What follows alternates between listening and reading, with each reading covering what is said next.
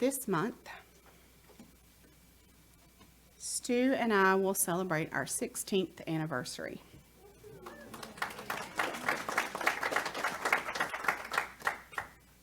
And he doesn't know exactly what I'm doing today, but he does know that I'm talking about him. So please be gentle with Stu.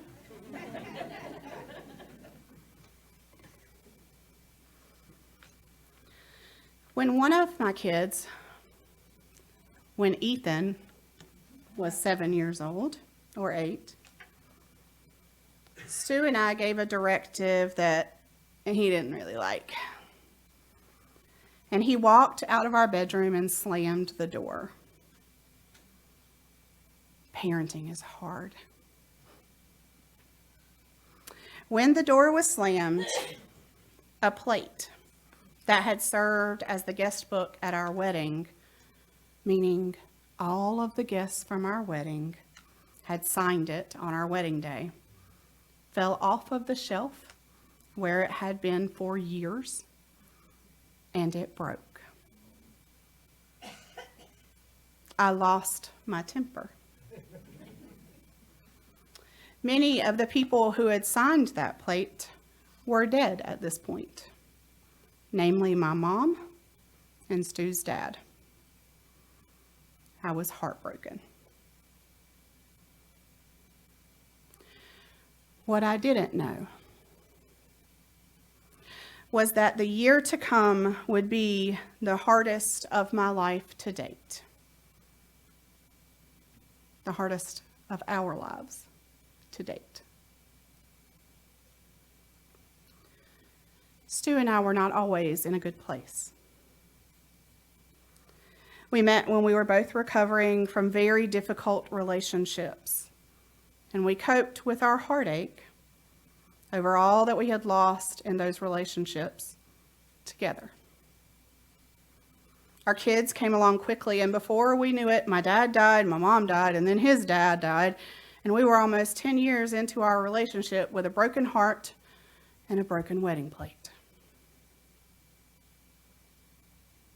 That year, all of the kindling that we had been slowly adding to our resentment and heartache would build into a raging fire, and it would consume us. We would take our own brokenness out on each other. We would not make it out of that fire unscathed, and neither would our children. I have so many regrets. While all of this was going on, I was graduating seminary. I was finishing my internship in palliative chaplaincy in Charlotte, while we lived 2 hours away from there. And Stu and I separated for a little while. We were in the process of losing literally everything we had worked to build together. Our jobs, our home, our family. To say that life was difficult, well, that would be the understatement of at least that decade. Transformation is like that sometimes. Change and evolution rarely happen without some discomfort. In order to continue living, change has to happen. When we talk about transformation as one of our values in the hand gestures I taught you last week, do you remember? You want to do it together again? Let's do it together again. Hold your hand up. All right. So start with a fist. Transformation,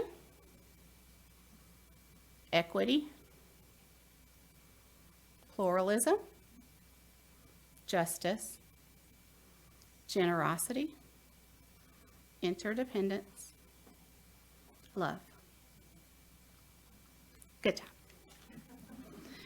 When we talk about transformation as one of our values, we have our fist curled up and we come straight up with our index finger like a seed coming up through the soil and growing. That's transformation. But it doesn't happen without discomfort. The seed has to burst open. And that can't feel great, I don't suppose. We continue our exploration of the new language in Article 2 this week. The value flower image that is shown in Article 2, perhaps you've seen it. The image description from Article 2 describes it this way: a chalice with an overlay of the word love over a flame with 6 outstretched arms to create a circle around each of the core values and form a 6-petal flower shape. Each arm is a different color, and clockwise they are interdependence in orange, equity in red, transformation in purple, pluralism in blue, generosity in green, and justice in yellow. So far, we've started with love, branched out into generosity, and this week, we find ourselves on the transformation petal.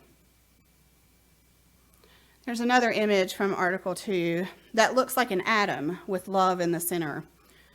But one of the reasons I like this one so much is because each petal comes from love and then returns to it.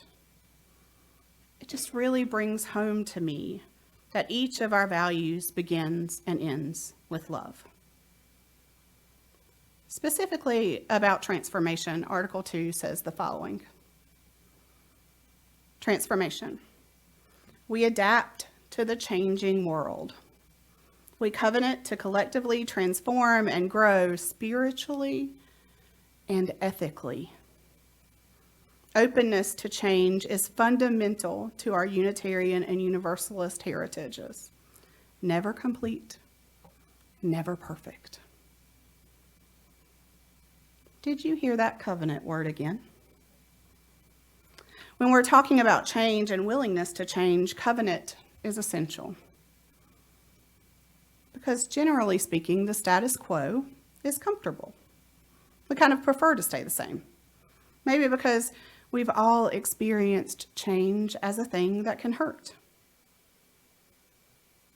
When we talked about love being at the center, I mentioned to you that Article 2 must be reviewed at least every 15 years via committee that was appointed. This is a level of commitment to transformation that we don't see often. We tend to have this idea that things should last forever. We are automatically upset when something breaks or needs an update. We say things like, things just aren't built like they used to be. And maybe they aren't. But it's easy to treat people in a similar way. It's easy to come to experience people in one way and not give them much room to change their minds or to grow. Whether it's celebrities or politicians in the public eye or in our personal relationships.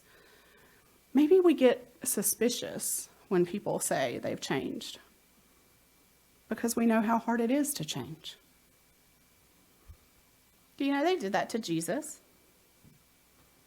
In Luke chapter 4, Jesus visits the town of Nazareth where he was raised, and he goes into the temple and he's handed a scroll to read.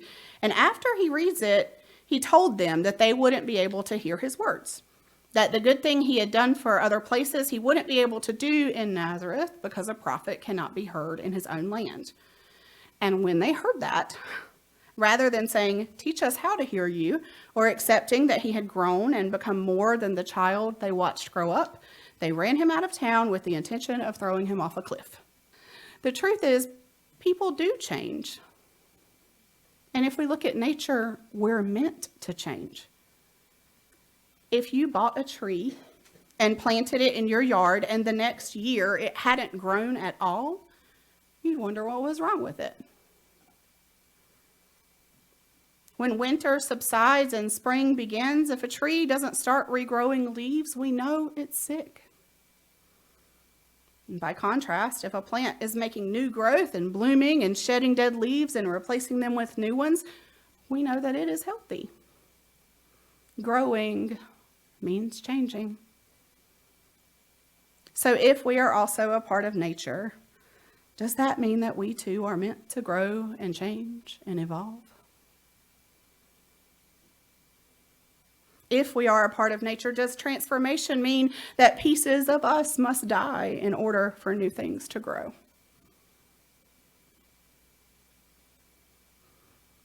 Because transformation is hard.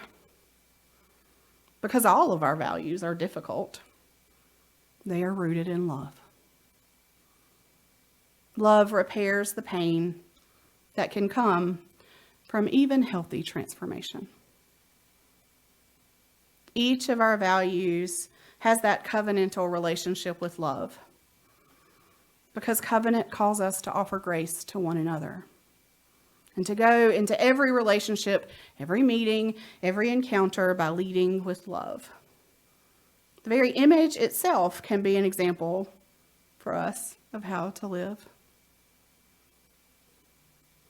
A covenant means something a little bit more. It's not a rule.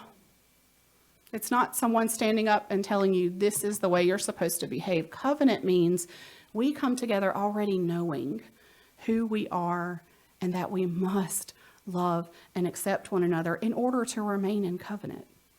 It's more than a rule. It's more than a mission, vision, value statement that you see in company board meetings or hung on walls. It's more than that. It's about relationship. What would it mean if we took a step back from every ethical opportunity for growth and change as evidence that we are thriving? If instead of saying, we have to change, if we said, we get to transform, we get to grow. What a life that could be for us. What a world we could create.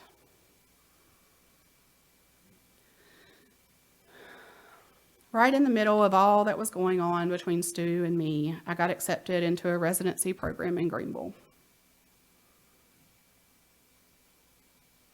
After that move, 3 hours away, Stu and I were able to begin counseling together. We were able to get our children into therapy. And slowly, our family began to thrive.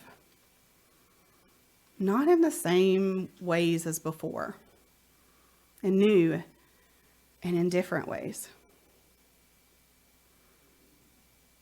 If you had asked me 5 years ago if I wanted our life back from before our separation, I would have said yes, without skipping a beat. But if you asked me now, I would have made different decisions, yes. But do I want that life back? No.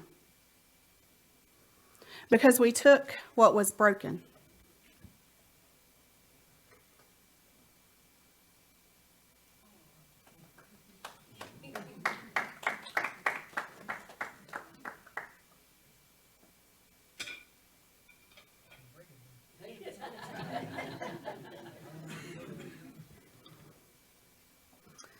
We took what was broken and we didn't just put the pieces back together and pretend it never happened.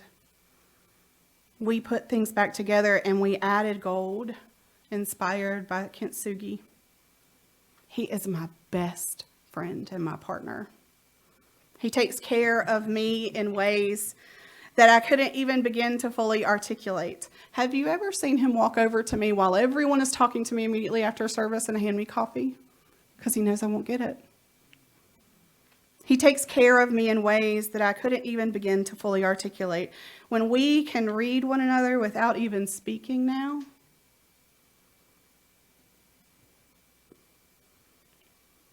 it wasn't really the difficulty that transformed our relationship so much as it was the way we approached the repair. Difficulty and brokenness are a part of all of our lives at some point or another. And how we heal from that is up to us. Sometimes change isn't for the good or for the better, and that's when we have to find a way to focus on the repair to offer transformation. But even good change, when we resist it, can cause us to break. It can cause us to break open, but it can also cause us to literally break sometimes. But when we are broken open we have to consciously decide what it is that we will repair, what it is that we might be transitioning away from and need to leave behind, and what we need to mend and repair. It's only when we have consciously decided that we are in this journey together, all of us together, only when we have covenant to be in these relationships with one another, that we can repair together. Our fellowship is growing right now. We are welcoming new members today, and we will have more to come. We had over 100 children at Trunk or Treat.